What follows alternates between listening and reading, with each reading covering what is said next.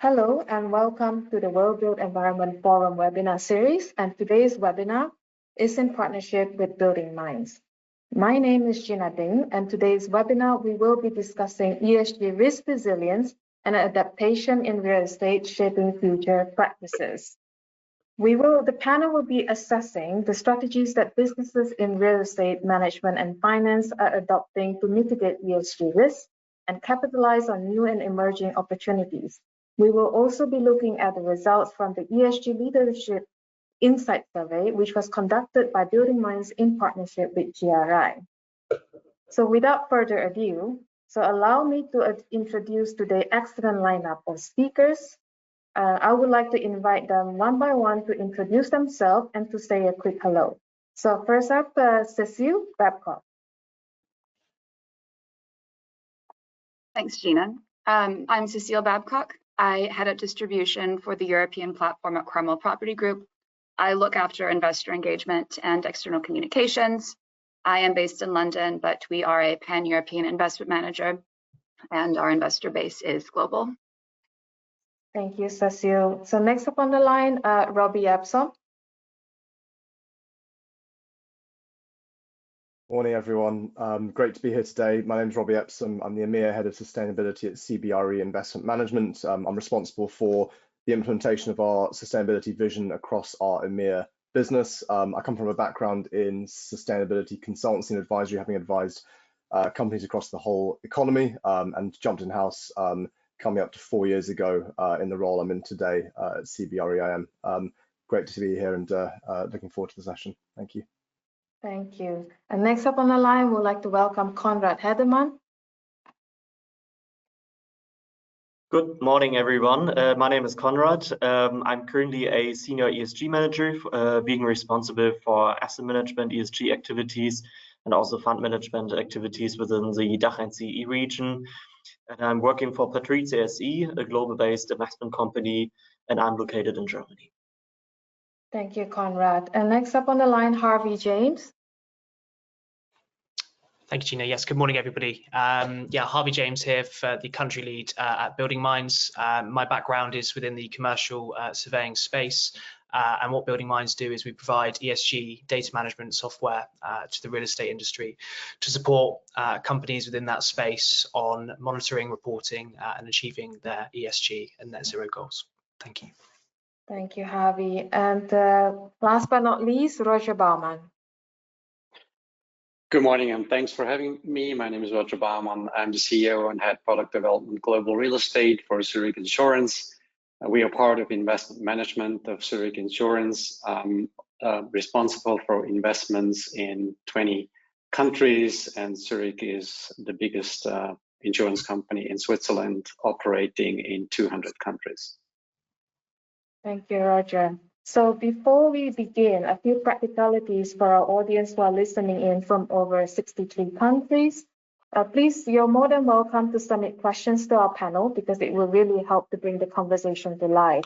And if you're new to this webinar, you should see that you can submit questions at any time using the question box on your screen. And we will pick up as many as we can as we go through the session.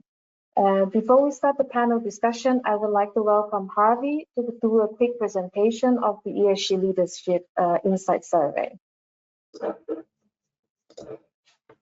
Thanks, Gina.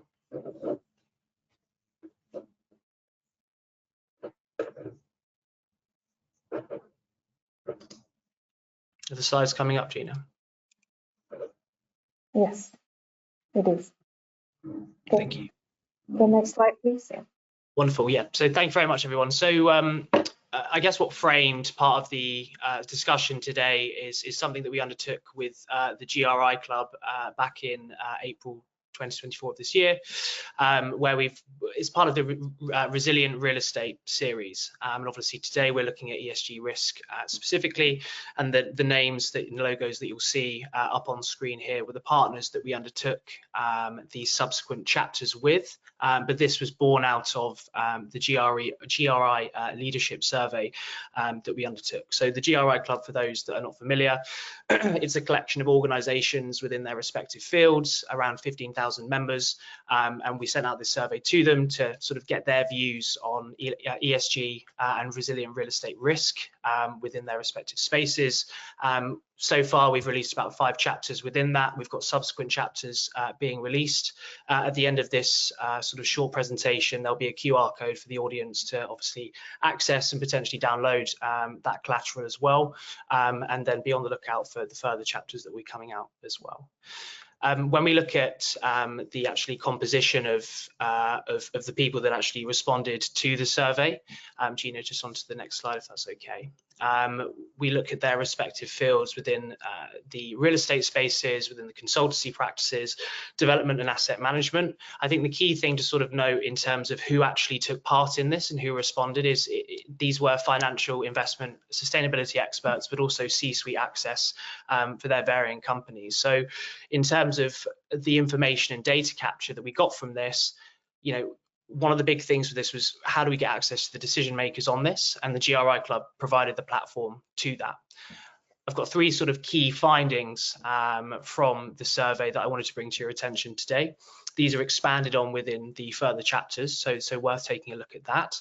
But I think one of the first things we wanted to bring to your attention is that there is still a lack of confidence, almost up to a third of the respondents feel there's a lack of confidence when it comes to wider stakeholder engagement when delivering or achieving their ESG goals.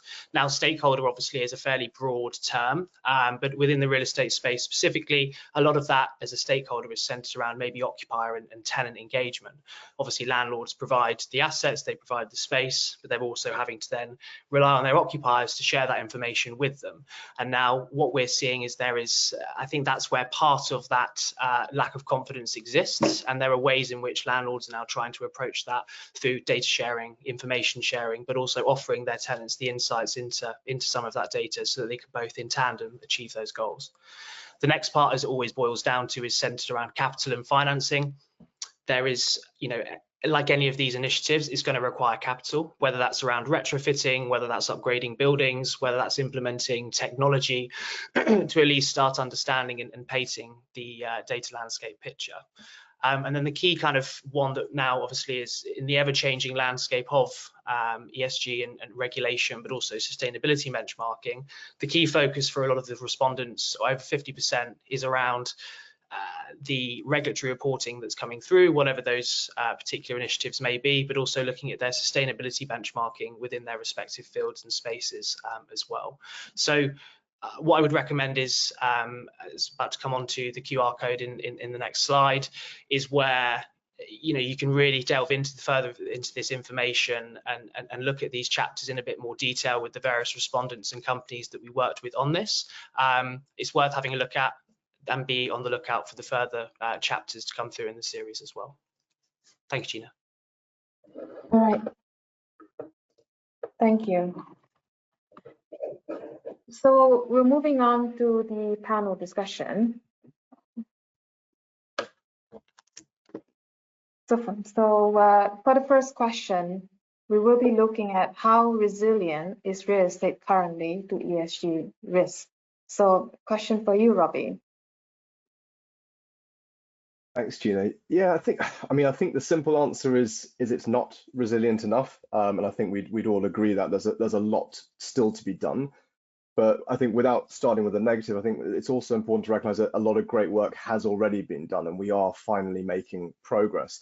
I think probably a good point to start with, just thinking through this question, is what do we mean when we talk about ESG risk, and what do we mean about resilience? And I think when we talk about ESG risk, most of us think of stranding risk, the building not being able to be leased, not being able to be sold potentially. And I think a good way to look at it is using the analogy of a car. And I think if you look at a building like you would a car, what do we need to do with a building? We need to fuel it, whether that be electricity, gas. We need to provide maintenance for the building, and we need to look at, in some cases, modifying the building. And it's very much like a car. If something goes wrong with that, it literally affects our ability to sell that building, or it affects the value of the building, whether we're looking at the sale value or the lease value. And if we're sticking with that car analogy, the stranding analogy, it quite literally is the equivalent of writing off a vehicle. It's lost its value. And where is ESG coming into that risk point? ESG risk is when things like energy efficiency, power availability, like we're seeing in West London, when those factors affect the building, it affects our ability to lease it, it affects our ability to sell it. And so that's what we mean. And ESG factors, for the first time, and this change really kicked in 2019, in my view, they are really starting to drive that value proposition of building. We're seeing occupiers put in place expectations in their stay-go analysis.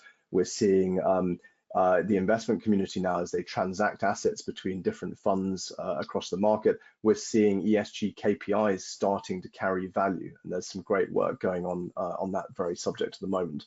And I think one of the key factors at the moment, from my perspective in the European market anyway, is that transition risk piece. Physical risk is very important, but to some extent, a lot of that has been considered quite well in things like ongoing technical due diligence, flood risk, etc. And if anything, we're adding to that to look forwards into the future rather than just backwards. But the transition risk is the one which is really biting at the moment. In West London, if you want to fully electrify a building that's already existing, you've got power constraint issues, and so you can't just switch the gas off. And equally, if you want to make a building have EV charging points, things like that, again, if you've got power constraint issues, you've got a kind of limitation on your decision making. So we're doing great things. We've got a long way to go, and I think the stat which we always like to kick around in our sector is that over 80% of the buildings that we currently have in Europe, in the EU, and the UK will still be here in 2050. And at the moment, over 75% of those buildings are currently energy inefficient. So we've got a lot of work to do. But in my view, we're starting to talk the same language. We're starting to be able to transact on these decisions, and that's a really exciting place to be, because that means this becomes part of our fundamental business as usual, technical due diligence type decision making. So we're accelerating, but we've still got a long way to go. Thank you, Robbie. Conrad, what is your perspective on this matter? Yeah, I absolutely agree to what Robbie just said. I think the real estate industry is now about to conclude the preparation phase, so to say, that we have seen within the past years. So preparing for standards, because we first needed to define what we actually mean by E, S, and G. We also needed to set up standards for speaking the same language, as Robbie just said.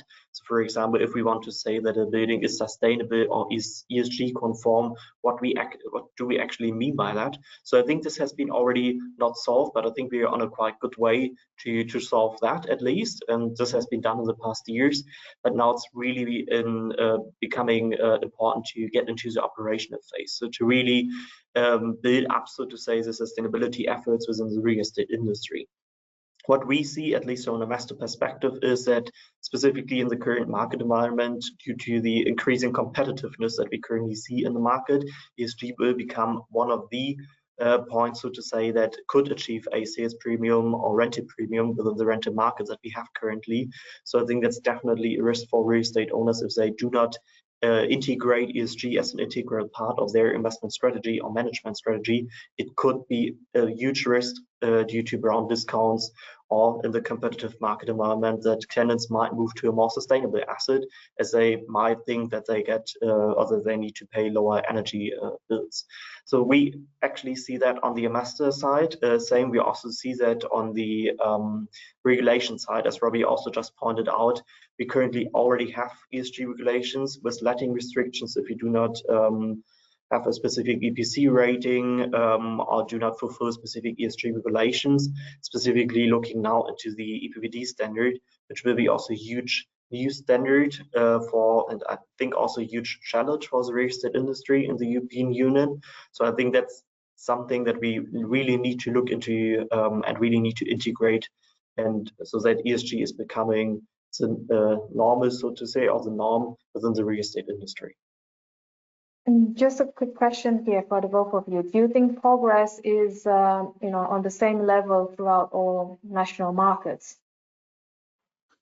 I think it comes back to that point on defining risk. You think of things like credit risk. It's well defined. Yes, there's different appetites to credit risk, but there's a common language when it comes to a credit rating and the checks that happen to be able to determine what a company's appetite is to credit risk. ESG, we've known that the risk is there. We've known roughly, what that looks like. It's energy efficiency, it's things like water efficiency, it's social value type points around the way we design the assets, and equally the way we engage with communities around it. So there's lots of things which we know carry risk, but what we've missed is the ability to transact in a meaningful way, where if we're looking to sell an asset, someone who's looking to acquire that asset is able to assess that in a way that is comparable. Like, I come back to that car analogy. That sector is very good. They have a logbook, and that is able to give you that ability to compare like for like using fundamental KPIs. We're starting to get that, building on Conrad's points around things like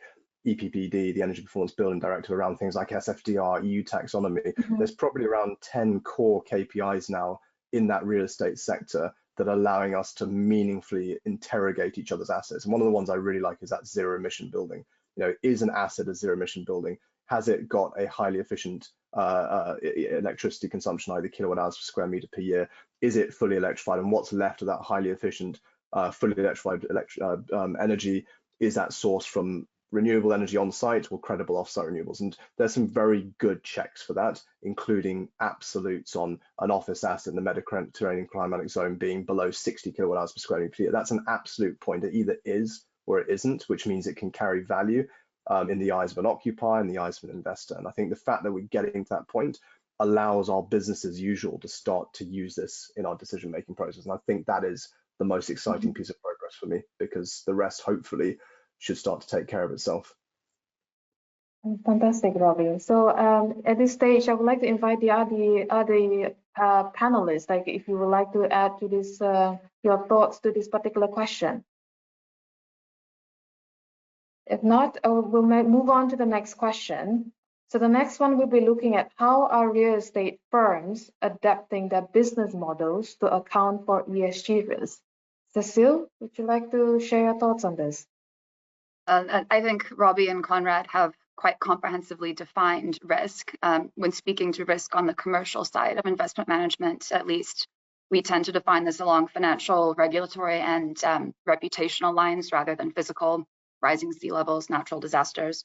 So these would be things like stranded assets, as mentioned earlier, lower valuations, reduced liquidity, reduced availability of financing, but also, especially for institutional investors, how your members perceive you, which I know might sound a bit cynical, defining ESG risk as potential damage to your brand.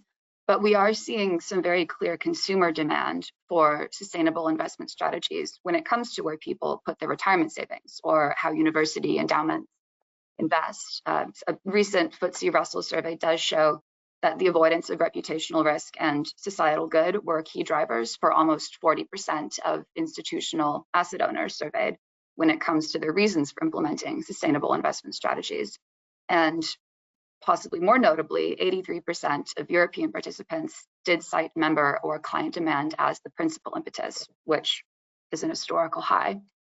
And then the other really critical lens through which to view ESG risk is this prevention of obsolete or stranded assets. Right now we're hearing about this most often in the office sector when discussing these B locations, so office parks outside city centers without good public transport infrastructure or services nearby with these subpar ESG credentials. That particular asset profile is a very difficult one indeed for several reasons, but this is something that affects all sectors across real estate. I try to avoid using the word future-proof to avoid stressing out our compliance department. And of course, none of us can predict the future, but I do think that this is the way to think about how we strategically invest, whether that's in new development, standing assets, or refurbishment. There's future-proofing in terms of regulation, which is quite challenging indeed, because we don't know how that's going to change in the next 5 or 10 years, but ensuring that your assets are fully up to date with the certifications that we have now really is the most effective step you can take at the present moment. And then there's the question of occupier demand, and that is really critical in terms of preventing asset obsolescence. It's important to remember that moving toward a more sustainable paradigm in real estate is not merely a top-down push by the regulators. There's also this demand by occupiers for spaces that align with their net zero targets, and we are seeing more multinationals implementing those net zero targets. There's a lot of variation as to the timelines for those, but it's something that we are seeing become more prevalent. And I think in the office and logistics sectors, there will be a certain point where it will become difficult, if not impossible, to sign a lease on a truly brown asset. And for an investor, that does become a pretty major financial risk. There's almost this, it's almost a taboo in the ESG space around mentioning profitability, which I find a bit funny. In investment management, our function is to be profitable, so we should be talking about this. And there's a great opportunity to innovate here, but for whatever reason, many of us sort of dance around the topic. That's probably a longer discussion. But for a real world example about what I'm talking about, at Cromwell, we've gone to market with a strategy to reposition offices in some of the major UK regional markets like Manchester, Leeds, Birmingham, and Bristol, where we see assets that are in very good micro locations. And they're grade A buildings by what you might call pre-COVID standards. What we plan to do is refurbish these to elevate the amenities, so add things like gyms, outdoor spaces, concierge, food and beverage operations to activate the ground floor, and really modernize them in terms of ESG certifications to make them truly grade A+. The investment rationale, in short, this is the part of the office market where we've seen the most substantial rental growth since 2020, this grade A+ segment of grade A. And second, this focus on ESG credentials ensures that the assets are future-proofed to the best of our ability, and certainly in comparison to their non-repositioned counterparts. Thank you, Cecile. We have a question from one of the audience. Is the real estate industry or individual real estate owners or managers like Cromwell or CBREIM going to contribute to the VCMI consultation on the data scope 3 claim? Maybe Robbie? I was chatting to VCMI literally the other day. So I sit on the ISO technical committee for the new net zero standard, which is currently flipping from an international working agreement to a full ISO, and that's the net zero standard for organizational net zero. So that's setting your target and then how you measure, monitor, report, but importantly to that question, how you look at your investment in carbon removal or your offsetting. So VCMI are part of that.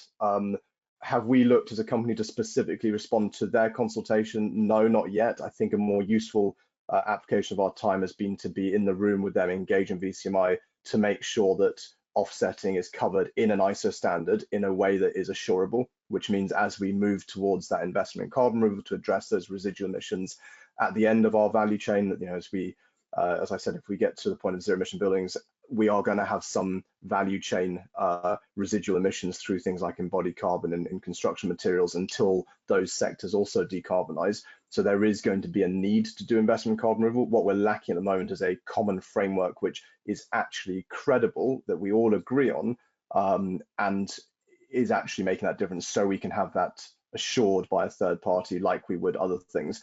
VCMI being in that discussion for the ISO is, in my view, the opportunity to make sure we finally progress that. So we're not responding to the consultation, but we are engaging with them through that ISO standard development. Thank you, Robbie. Cecile, would you like to add your thoughts on this?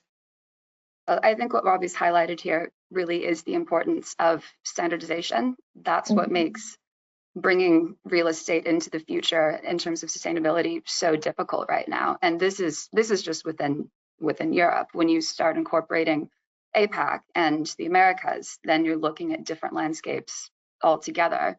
So I think this really is the challenge, and I think getting everyone on the same page probably is the first step. I say that like it's easy, but that really is where this has to begin. Yeah, I mean, as soon as you have something where we can take the heat off our companies and be able to say we are aligning with a standard which has gone through extensive scientific input, research, collaboration, doesn't mean it's perfect, but at least it gives us the ability to all pull in the same direction in a comparable way. And what I like about ISO, to Cecile's points on ISO and VCMI, they are both global, which means that we finally have something which really does sort of transcend borders in a way a lot of the more local initiatives sometimes don't manage to achieve. So in my view, VCMI is the right one to look to. There's other things as well, but sometimes they become a little bit too locally focused or sector focused. So fingers crossed, but that's the right room. And if any of you haven't read the IWA 42, I'd encourage you to look at it, because that's going to give you a very good indication of what that ISO is going to look like. And this will be the thing we've all been waiting for. Thank you, Robbie. So moving on to the next question, we'll be looking at how are good ESG risk practices benefiting the firms that apply them? Roger, if you're on the line. Yeah, thanks so much, Gina, for this question. Unfortunately, you can't see me. I have some technical issues, but let me address the question. It's a great question. Well, if we look at market data, it increasingly shows that firms with strong ESG practices tend to outperform their peers in terms of financial returns, risk management, and stock price stability. For example, the S&P 500 ESG index, which includes companies with strong ESG performance relative to their sector peers, has shown comparable or slightly better returns than the broader S&P 500 index over certain periods. In various sectors, I think ESG leaders have not only outperformed their peers financially, but have also seen significant reputational benefits, something that Cecile mentioned before, which in turn supports obviously their market performance. This outperformance, in my view, is driven by several factors, including better risk management, greater investor interest, and the growing integration of ESG criteria into investment strategies. But on the other hand, while I think ESG is not a guaranteed path to outperformance in every case, the long-term trends suggest that companies that prioritize ESG are better positioned to succeed in, especially now in a rapidly evolving market landscape. So maybe the question is, what are these firms doing better? I think good ESG risk practices benefit firms in several significant ways, creating value both directly and indirectly. If we look at enhanced financial performance, these companies are investing heavily in energy efficiency technologies, reducing waste and optimizing resource use, leading to cost savings. This is clearly the driver.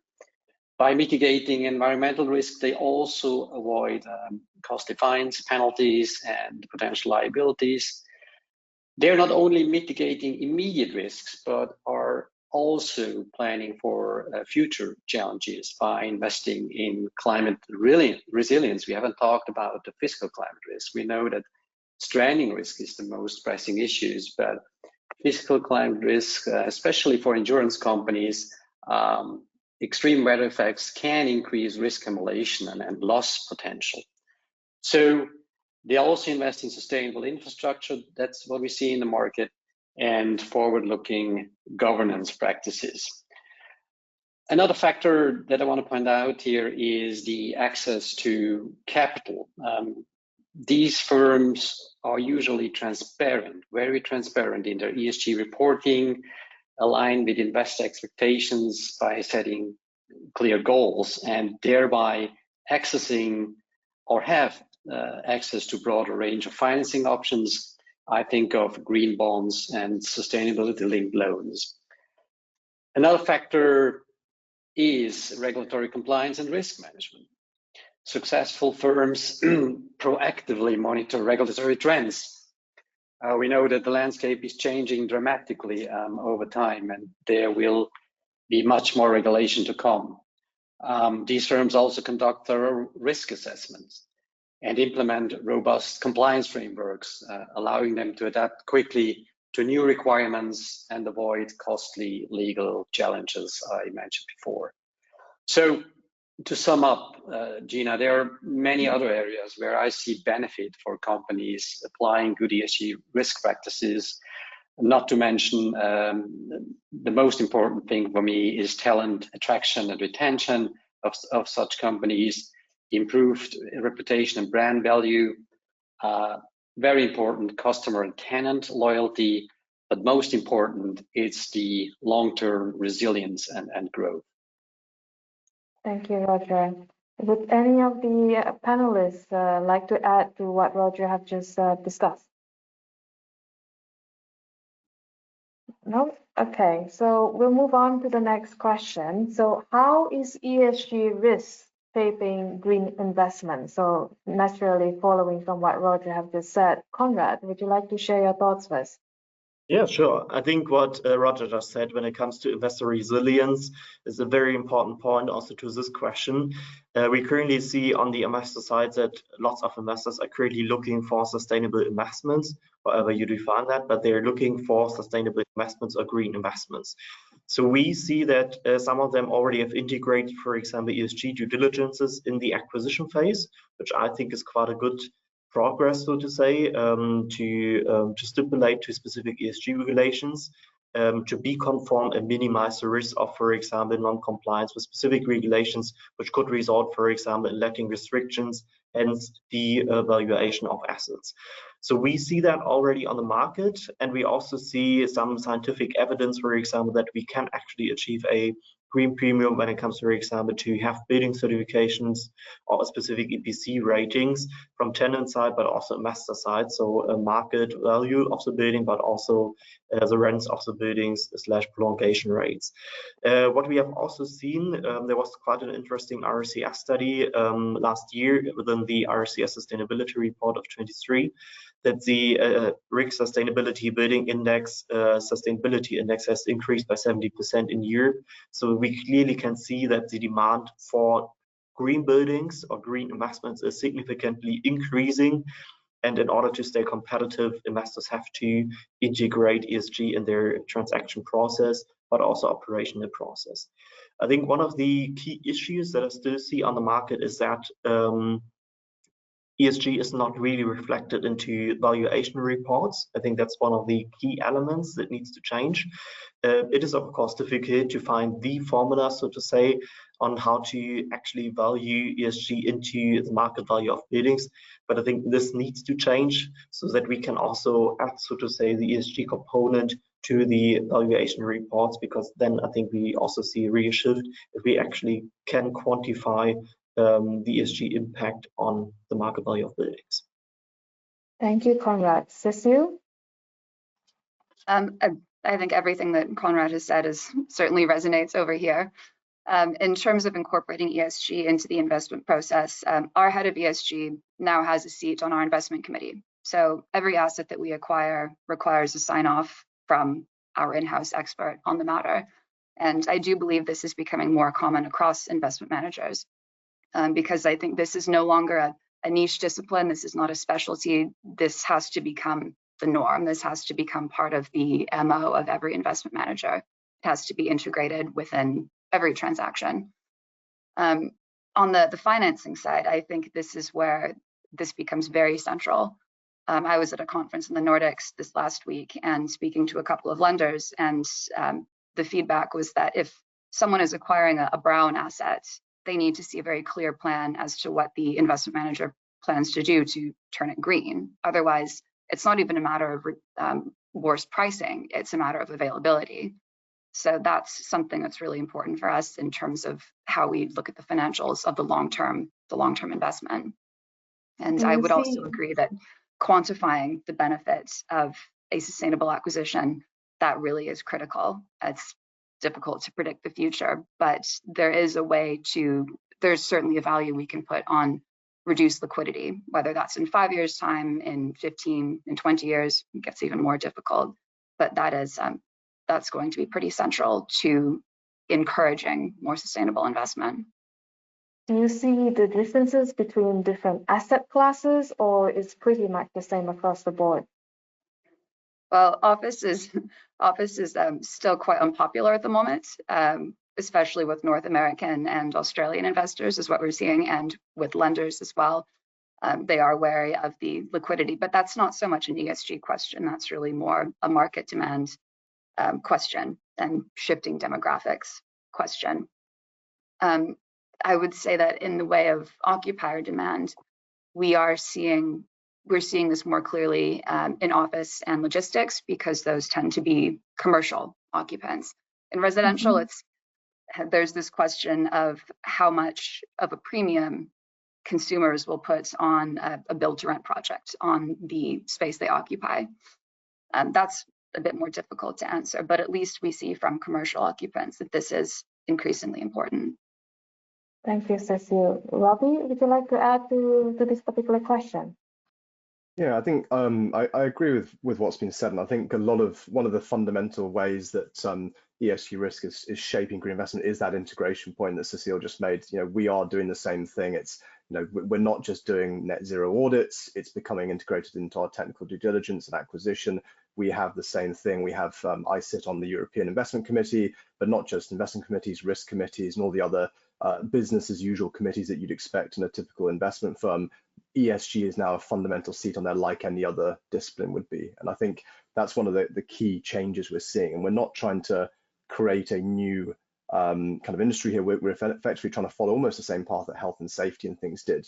These were things which once upon a time weren't obvious, just like ESG is now. That it was kind of, it's a sort of nascent kind of way of looking at something, but it is very much starting to become part of that more business as usual, which in 10, 20 years we'll look back in hindsight and be surprised that we didn't consider things like energy efficiency and power availability in the investment decisions that we took 10, 20 years back. I think one of the key things, though, that going back to those points on the kind of KPIs that is really exciting around green investment is the capital raising, whether that be through the investors or through the lenders. Because we have these KPIs now that are starting to evolve across the sector, you're starting to be able to sell and raise capital for ESG with ESG in mind. So things like if you wanted to start a brown to green fund, if you went back a couple of years ago, what would that mean? What is brown to green? Now you've got ways of defining that, which means you can label that in a regulatory sense. Take the EU taxonomy as an example, and the refurbishment criteria where you've got that 30% reduction in primary energy demand. That is an absolute. You either achieve that or you don't. And as a minimum red line, if you were to structure a new brown to green, that is a great example of a KPI that you can raise capital against in a safe way, because the regulators recognize that. That comes through the European Commission's EUT, it's recognized in SFDR. Many people use the EU taxonomy as a way to define green in the SFDR kind of regime. So there's some really exciting things like that happening, and equally to the sort of point of refurbishment as well, when it comes to we want an asset manager to do X with an asset. If they achieve below 60 kilowatt hours per square meter per year because they spend a bit extra, that is a value point. And so sustainability is starting to become integrated into the way we look at investment decisions. And I think that's a really exciting step forwards. Thank you, Robbie. So moving on to the next question. This is more for Harvey. So how can technology help real estate assess, manage, and report ESG risk? Yeah, thank you, Gina. I think when you obviously look what the wider team have just spoken about there is all around the practicalities and deliverables around ESG risk and managing this. When you sort of take it back to a baseline, you've got to get that data house in order, and how we view getting to that end goal, whatever those achievements may be, net zero, 2050, decarbonising. The first phase of that is looking at the data capture, the aggregation, and the reporting and analytics by that, and how we frame that is how it is today.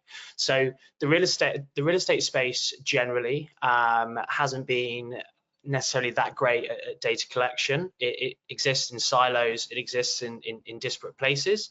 The key part to at least starting that journey to looking at ESG risk is the collection and aggregation of all of that information into one centralized system, whether that's across 100 assets, 1,000 assets, or 10 assets. So then you're beginning to sort of understand your data landscape and beginning to sort of paint the data picture. We then look at sort of the next part to that is then looking at sort of portfolio and individual asset levels. And from that, you're then looking at where the consumption data may lie, where those emissions weight may lie, and where you may then have particular outliers within the portfolio, say today. It comes into, as Robbie was touching on, with certain KPIs and the sort of benchmarks and reporting standards that all exist out there, and that is a constantly evolving space. When you have all of that data aggregated into, say, one centralized system, you've then got the ability, alongside your in-house teams, to be able to carry out that reporting, whether that's, say, for internal purposes, or whether that is centered around GRESB, SFDR, EU taxonomy, whatever those, say, geographical reporting standards or initiatives may be. So that's where you've got the data house in order, you're now reporting. And so the next step to that is where it's what we call the sort of action phase, and where we're then sort of looking at the predictive side of things. And we see this more as a compass and a guide rather than, say, specifically definitive. And how we frame this with customers or prospects or the real estate industry generally is as the guys mentioned, looking at risk generally, whether that is around physical climate risk, asset stranding risk, and then within that developing out strategies for how over a hold period you can look at where those outliers may be, where capital needs to be invested, and where particular buildings need to have focus on based on obsolescence, lease expiries, or whatever that particular issue may be at that moment in time. And it comes back to what I was mentioning in the GRI survey that we undertook earlier. There is what landlords and operators are wanting to understand is the creation of this visibility and understanding of where these costs need to be implemented over a particular period in time, and one of the things that we do with that is looking at that through the CREM pathway between now and 2050 and where those stranding risks may exist. One of the sort of new points that we're being asked about and one that we're developing in-house at the moment is looking at how machine learning can sort of play into this as well when we're looking at retrofits, when we're looking at, as the team mentioned, brown to green, and how you go about that. Because obviously in the world we're in now, you can't just say knock down a building. You have to look at the embodied carbon, you have to look at how you can mitigate and manage that over a particular period or for a particular project. So leveraging machine learning, what we're doing from our side at the moment, and Roger would be aware of this with the work we're doing with Zurich, we're leveraging a number of projects at the moment that we've plugged into the machine. And what we can do with that is look at energy reduction as a whole, as a guide, but also where those costs may lie for whatever those particular initiatives may be. Could be something as simple as say, changing lighting, updating facades, or changing various elements of the building. And then what our customers are able to do is take the risks and where those outliers may be over a particular hold period, run some of these retrofit guides or compass projects alongside that to really start then understanding, okay, day to day, portfolio stands at this is where the outliers are, and this is where the capital needs to be deployed over that particular hold period. And again, sort of segueing into what Cecile was saying around access to finance and then looking at how you access this money as well, when you can then cost predict that and deliver that to investors, you're doing that in a conscious way, but also in a strategic way that's managing capital appropriately. And so that's how we sort of see it. It's a phase, like I said, a three-phased approach, how it is, how it will be, and how we're going to get there.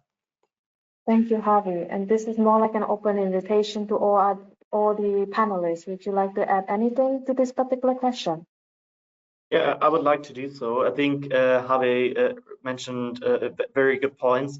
I think it's about also to make the ESG data visible, also visible to investors, to tenants, so that they also have aspects, so to say, of playing a role within the ESG transformation within a building, and visualizing those data, I think, can be very helpful to do so. Furthermore, Harvey was speaking also about predictive ESG KPIs. I mean, there are lots of technology also out there besides the ESG visualization, such as, for example, predictive building automation systems, etc., where we can actually use this data that, for example, BuildingMinds is producing. We can actually use this data for example, integrating this in a predictive building automation system, and we really see huge decreases in CO2 emissions and also kilowatt hours. So we can definitely make use of this data. And I think that's one also of the key points that we need to integrate, not just looking at how to decrease, so to say, or what measures we can integrate, but it's also about, a huge part is about ESG KPIs and collecting those data and to make them visual. Thank you, Conrad. So moving on to the next question, how does the economic climate impact the state industry ability to address ESG risks? And to resonate with one of the questions also coming from the audience, what impact does the cost of living crisis have on organization? I would like to invite maybe Robbie, you have to share your thoughts. Thanks, Jim. And maybe just one thing to add on the previous one before I jump onto this one is I completely agree with what everyone said. Technology is so important, and it's actually, again, it's going to be one of those things we look back in the real estate sector in 10 years' time and be actually shocked that we had no idea what our buildings were doing from an operational perspective when we think of energy, waste, water, the people that flow through those assets on a sort of daily basis. Because again, that doesn't happen with vehicles. We all know the design MPG of our car, miles per gallon. We all know the actual, we all know the horsepower. All these things are just fundamentals that we know. And same with the pharmaceutical industry. You can't imagine a pharmaceutical company or a food and drink company making a product and not knowing the flow rate or the temperature and all these fundamental things that are the marginal gains to their business. And we've operated real estate for so many years not knowing this stuff. So it's so key that we shift into a way where we know how a building's running. Data is absolutely key to that, because that, especially in a tough market like COVID, those were where the marginal gains were. But it's also where the risks are as well. So key from that point, but also fundamentally, so all of us specialists in sustainability can focus on the value add and the change and not the data gathering and the gap filling. And so I think that's the other element. But in terms of the economic climate, look, this is absolutely key, and I'd probably lump political climate in with that as well. We need a market that helps us with this. This is not an easy change. And so if the economic climate, political climate is pulling in the right direction, it makes things much easier. Going back to one of Cecile's earlier points, we all need to make profit. That's what businesses exist to do fundamentally, is to return that investment, to make profit on the products they sell, whatever it might be. And if an economic climate favors the ability to build in sustainability and that carries value, it makes it much easier.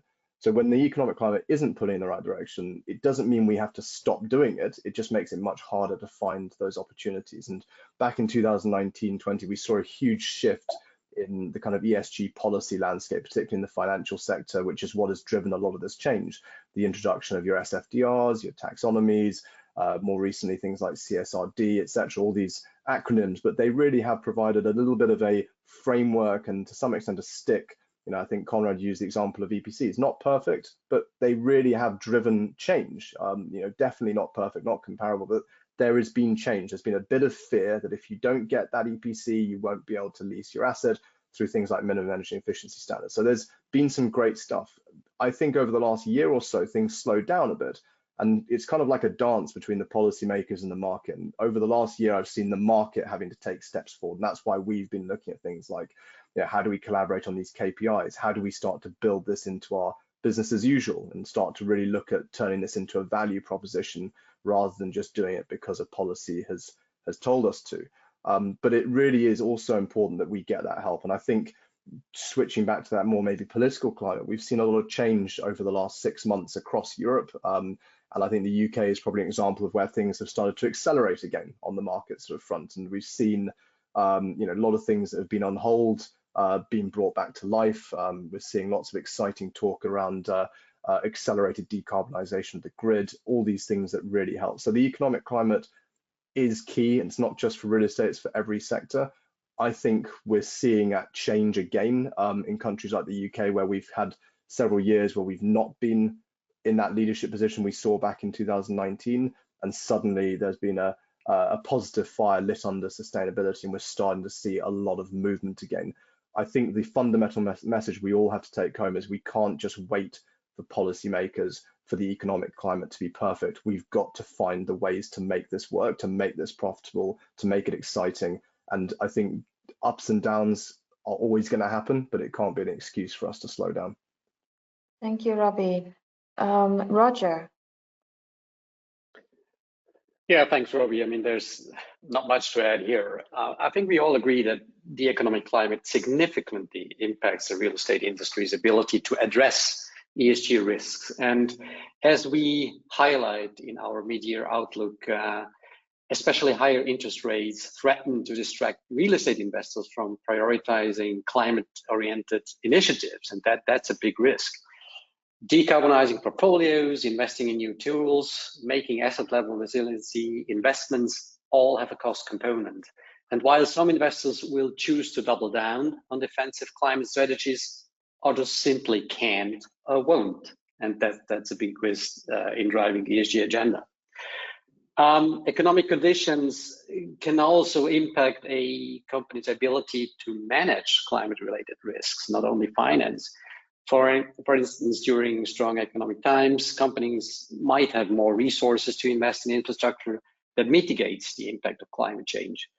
And as said already, during weaker economic periods, these long-term investments might be deprioritized in favor of short-term financial stability. So in summary, the economic climate plays a pivotal role in shaping the real estate industry's capacity to address ESG risk. A favorable economic environment generally provides the resources and incentives needed to prioritize these measures. But while we are in an unfavorable economic climate, we are still in, these can constrain efforts, pushing immediate financial concerns to the forefront. And there's a big risk that I see in the market currently. Thank you, Roger. Were there any? Can I add a really quick one to what Roger just said, because it triggered another point. I completely agree that the real estate industry is very heavily exposed to it, because obviously the economy exists within the built environment, right? All these companies, SMEs to large businesses, are in our buildings, or they're operating the infrastructure. But I think maybe just two examples to show how it is possible, even in a downturn. And we look back to COVID and the kind of fallout of that that's impacted the real estate industry. But even with that, two things which we found, which I think were really positive, is that occupier engagement increased during COVID. There were very clear reasons we had to reach out to occupiers to discuss things like support with their lease payments, etc. That was an opportunity to start to get better ESG data. There was sort of a trade-off there of, we will help, but also we need sort of something in return. And ESG actually played a big role in that, and occupier engagement has improved as a positive from that tough economic climate. And I think we've seen the same in other factors around around things like ESG being that sort of place for marginal gains. In a tough economic climate, the marginal gains come from things like ESG. If you can make a building more operationally efficient, you can save money, and that again becomes something that increase in a tough economic climate. So yes, it does make things harder, but actually also can create opportunities if we know where to look for them. So it makes our job harder, but there are still the opportunities there. Obviously, in a good economic climate, you can start to sell things like brown to green products and things like that, and it becomes a lot more easy. But I think both create opportunities in different ways is the point I'm trying to make. Thank you, Robbie. So just maybe sort of pick up from what you've just said, ESG data and the previous question. We have a question from one of the audience participants. So what is the industry doing to make it easier to collect and utilize ESG data from all these different disparate sources? Individual players tend to have an incentive to keep the data, and therefore their customer captive in their respective solutions. I'm happy to answer that one. I think fundamentally, it's at the moment it's driven by as Robbie mentioned, the companies themselves. We can't wait too much for governments or professional bodies to kind of influence and implement initiatives around it. There are lots of reporting standards out there that feeds in from this information, but it's going to be driven by at a company level, and there are still many factors that are influencing that. But as Robbie sort of touched upon there, and what I wanted to sort of make a note of is that the landlord and tenant relationship has changed so much from COVID. It's become pivoting more towards landlord and customer. So it's beyond just providing incredible space. It's beyond just providing the amenities, because there's been a cultural shift in how people approach workspaces, buildings generally. The home has changed, and obviously how people say shop. So the occupiers that are in those spaces, there is providing that, but it's also the information exchange that you have within that. And that for me is driven by the actual operators and owners of the space. And I think then the professional bodies and the governments will then catch up with that based on maybe the, not necessarily mistakes, but learnings that those companies have put in place to create a better, more well-rounded picture for both their occupiers and the landlords as well. Would anyone like to add to that, or we can move on maybe to the last question, conscious of time as well? So how can professional, Cecile, yes, please. I would say that what Javi has just mentioned is a really good example of how there's not one direction of travel here. There's not one sector that's driving or preventing development in the ESG space. You have investment managers, you've got regulators, industry bodies, you've got consumers, and everyone has a role in this. The influence comes from different directions depending on the economic, political climate, what have you. And I think we do have to keep that in mind in terms of how we in the real estate space address these challenges. Thank you, Cecile. So maybe just to round up the panel today on the last question. So how can professional bodies help the real estate industry address ESG risk? Would anyone like to take the first go at this? Yeah, I'm happy to do so.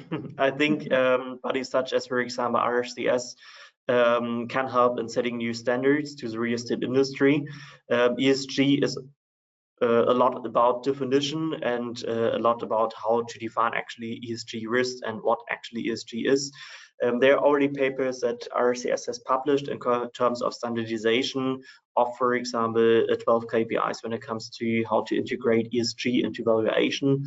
So there is already papers on that from RCS, but I think professional bodies can definitely support in defining and giving also guidance on the route, so to say, of sustainability of ESG within the real estate industry.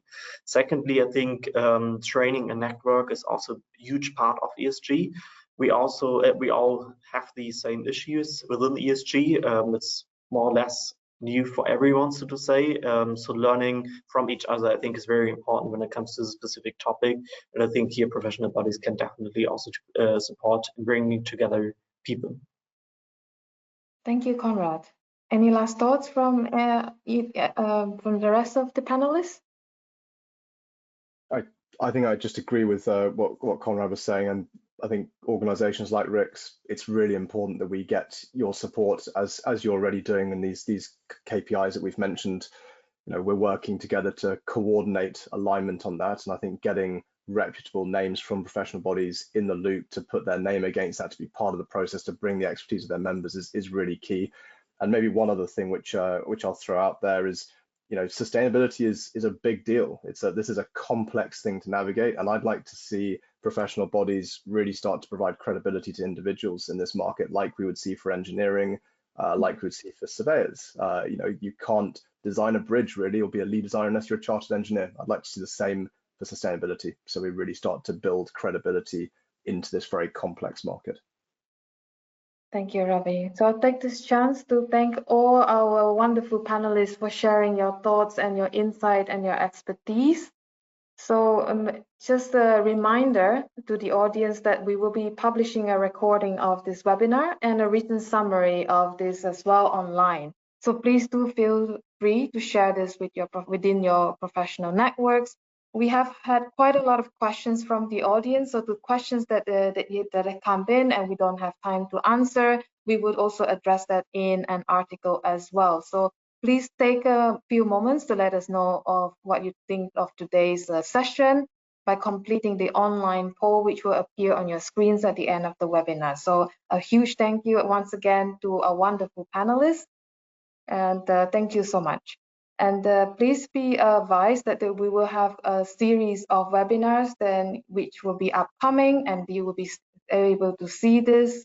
You will be able to you know, sign up for this. These are for free on the WBEF website.